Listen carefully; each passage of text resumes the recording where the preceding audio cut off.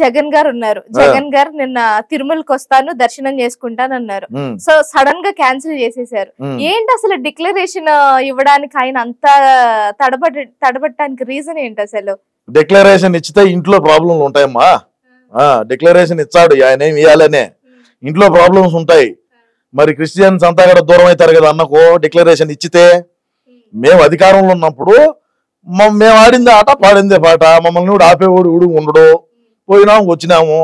అది కూడా మన ధర్మానికి విరుద్ధంగా స్వామివారికి కూడా పట్టు వస్త్రాలు మనం ఎత్తుకొని పోయి ఇయ్యాలా, మరి కుటుంబ సమేతంగా పోయి ఇయ్యాలా, వదిన రాదు, ప్రసాదం టిష్యూలో పెడతాము. అన్నకు తెలుసు కదా దాంట్లో కల్తీ జరుగుతుందని. మరి ఎందుకు తింటాడు? మరి మీరు అప్పుడే అర్థం చేసుకోవాలా. దీంట్లో ఏంటి ఆన్సర్ ఏమి నన్ను అడగవల్ల, ఆడే అర్థమైంది కదా. ప్రసాదం ఇచ్చినప్పుడు టిష్యూలో పెట్టి ఎన్నికిచ్చినాడంటే అప్పుడే అర్థం చేసుకోండి మరి ఏమైంది అనేది. సో ఇంట్లోంచి ఆర్డర్స్ పాస్ అవ్వలేదు అంటారు? కాలేదనే చెప్తాను నేను. అయ్యింటేనేమో పోయి ఉంటాడు.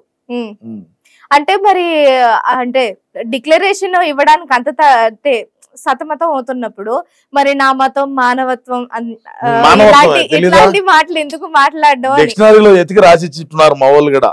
మానవత్వం మనకు మా అన్నకు ఉండేటువంటి అంత మానవత్వం ఎవరికి ఉండదు.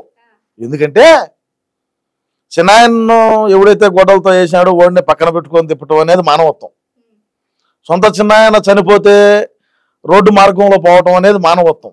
ఏ లంగా పన్నున్నా ఫ్లైట్ వేసుకొని పోయేవాడు కడపకు, అటువంటి వాడు రోడ్డు మార్గంలో పోయినా అంటే అది మానవత్వం అనుకోవాలా.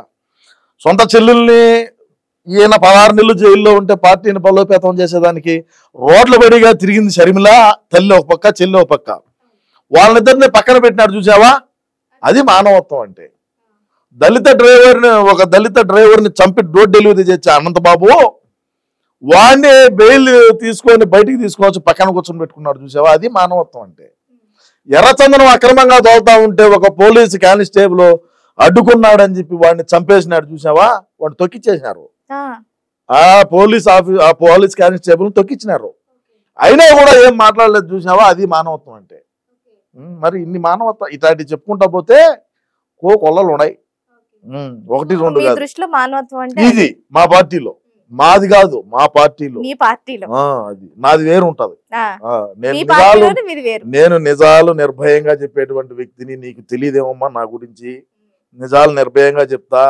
మీరు ఏ ప్రశ్నలు వేసినా కూడా దేనికి దడిచేది లేదని మరొకసారి చెప్తా ఉన్నా. మీరు బ్రహ్మాండంగా మీరు ఓపెన్ గా అడగండి. అంటే హిందూయిజం అంటే నమ్మకం అంటే నమ్మకం అని ఒక పక్క చెప్పుకుంటూనే మళ్ళీ ఒక డిక్లరేషన్ అడగగానే ఇదే హిందూయిజం అంటాం ఎంతవరకు కరెక్ట్? మరి 4 గోళ్ల మధ్యలో బైబిల్ చదువుతాడు, బయటకు వచ్చి నా ముస్లింలు, నా మైనార్టీలు, నా హిందువులు అంటాడు. మరి దీన్ని ఏం చూడాలా? ఇప్పుడు హిందూయిజం అంటే అది చట్టం, అది నువ్వు నేను రాసింది కాదు. నువ్వు నేను లేదంటే చంద్రబాబు నాయుడు గారు, పవన్ కళ్యాణ్ గారు చెప్పింది కాదు.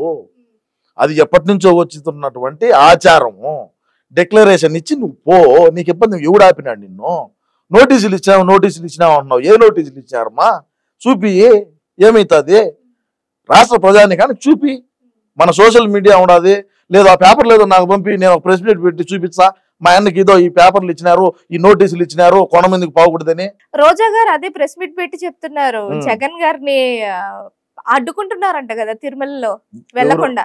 భక్తులు వాళ్ళు కూడా ఆగ్రహంగా ఉన్నారు కొండ మీద. వీళ్ళు చేసినటువంటి పనులు ఏవైతే ఉన్నాయో 5 సంవత్సరాల్లో ఏదైతే కాలంలో మేము అధికారంలో ఉన్నప్పుడు వాళ్ళు కూడా భారీగా ఆగ్రహంతోనే ఉన్నారు. వాళ్ళు ఏమి మామూలుగా ఏమి లేరు, వేరే లెవెల్లో ఉంటుంది కథ జరిగిందంటే.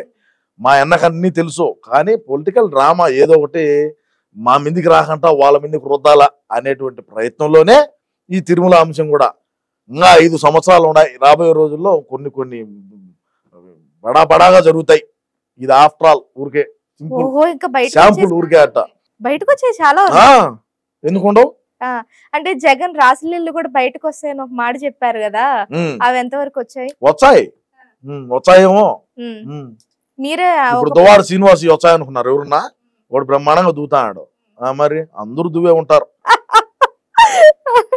అంటే వైసీపీలో ఇంకా దువ్విన వాళ్ళు చాలా మంది ఉన్నారు, మచ్చుగా ఉన్నారు. మరి ఎప్పుడు బయటకు వస్తాయి కూడా చెప్తారు. వచ్చాయి, ఎప్పుడు ఒకసారి వచ్చాయి. దాని టైం ఉన్నప్పుడు దొరుకుతాయి. ఓకే. అండ్ నాకు తెలిసినంత వరకు నేను అనుకునేది ఏంటి అంటే, ఆయన నిన్న ఉంది కదా కోర్టు ప్లాన్ ఒకటి, ఆయనకి కోర్టుకు వెళ్లేది ఒకటి ఉంది. సో దాన్ని తప్పించుకోవడానికి తిరుమల ప్లాన్ పెట్టారని మేము అనుకుంటున్నాం. మరి మీరేమంటారు?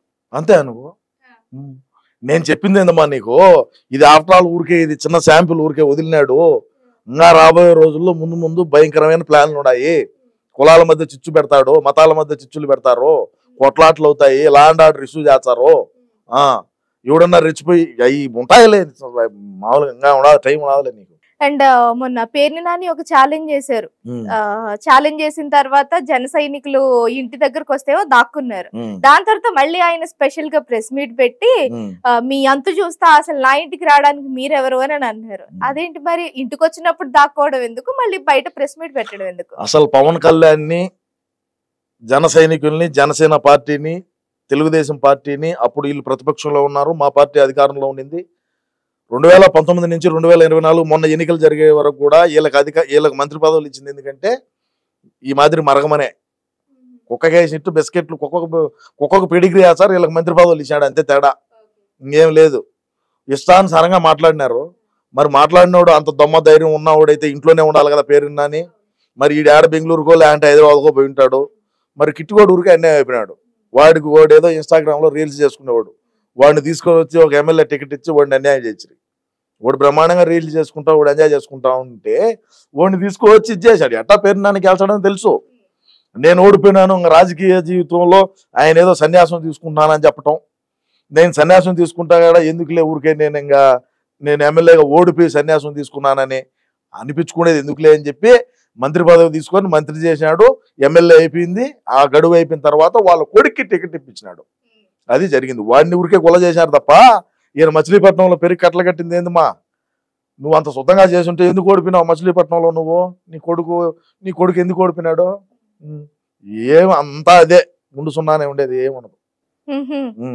సో తిరుపతి లడ్డు వివాదం గురించి మాట్లాడుకుంటే చాలా వరకు జులైలో వచ్చింది. జులైలో ఒక నోటీస్ అనేది వచ్చింది, ఏంటి మనకి కల్తీ జరిగింది లడ్డు అనేది. మరి అన్ని రోజులు ఆగి ఆగస్ట్ లో ఎందుకు మీరు రివీల్ చేశారు? అది జులైలోనే చెప్పుండొచ్చు కదా మీరు, ఈ మధ్యలో మీరు ఏం మంతనాలు జరిపారు అని అంటున్నారు. నీకు ఒకటి తెలుసమ్మా, ఈ కామర్స్ టెండర్స్ అని, ఇది ఈ కామర్స్ టెండర్లు వేస్తారు. టెండర్లు వేసినప్పుడు 6 నెలలు అది దాని గడువు. కూటమి ప్రభుత్వం వచ్చి ఎన్ని రోజులు అయింది? 100 రోజులు, 3 నెలలు. మరి మన ప్రభుత్వం ఉన్నప్పుడే కదా టెండర్లు వేసింది. ఆడ బొక్క దొరికిపోలా ఎవడైంది? ఇంకేంది దాంట్లో మాట్లాడేవనా? ఇంకా ఆ చిన్న లాజిక్ తెలియకుండా ఎట్ట మాట్లాడతారో. 6 నెలలకు ఒక్కసారి ఈ టెండర్స్ ని పిలుస్తారు. మన పార్టీ అధికారంలో ఉన్నప్పుడే జరిగింది టెండర్లు. మరి అది సప్లై చేసింది ఎవరు? మన పార్టీలో ఉండే, మన పార్టీ అధికారంలో ఉన్నప్పుడే కదా ఆ టెండర్ తీసుకునేవాడు. మరి ఆ టెండర్ తీసుకున్నవాడు మనకి ఎంతో మొట్ట చెప్పుంటాడు కదా. ధర్మారెడ్డికో, సుబ్బారెడ్డికో, లేదంటే కరుణాకర్ రెడ్డికో, జగన్ అన్నకో చేరసండి అని చెప్పి చేరుతుంటారు కదా. మరి ఇంకేంది పంచాయితీ? మన ప్రభుత్వం మనం అధికారంలో ఉన్నప్పుడు టెండర్ వేసుకునింది. ఈ కూటమి ప్రభుత్వం వచ్చి 3 నెలలు అయింది. మన ప్రభుత్వంలో ఉన్నప్పుడే ఈ గోలుమాలు జరిగినాయి. మరి వీళ్ళ మీదకి రుద్దేది ఏంది? ఇంకా ఎంత అన్నీ అర్థం కాల సీన్. ఇంకేంది అలా ఊలే అయిపోయింది కథ. అంటే జులైలో బయటపడితే మళ్ళీ దాన్ని ఎందుకు ముందుకు మీకు తెలిసినప్పుడే చెప్పొచ్చు కదా, మీరెందుకు టైం తీసుకున్నారు? ల్యాబ్ రిపోర్ట్లు రావద్దా? ఏమి బ్లడ్ టెస్ట్లా అట్ట పోయి ఇట్లా తీసుకొని వచ్చేదానికి? లేదంటే ఏమన్నా బీపీ చెక్ చేస్తారా?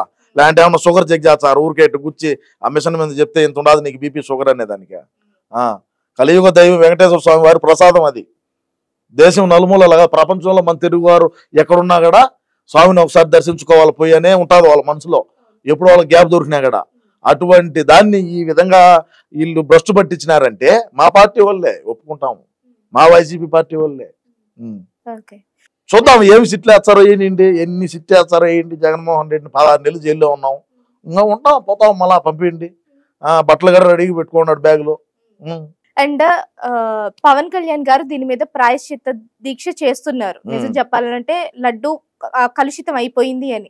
మరి అలాంటప్పుడు వైసీపీ వీళ్ళు చేస్తున్న ఆరోపణలకి మేము ప్రాయశ్చిత్త దీక్ష చేస్తామని ముందుకు రావడం ఎందుకు? అలాంటి దీక్షలు చేయడం ఎందుకు ప్రతి నియోజకవర్గంలో?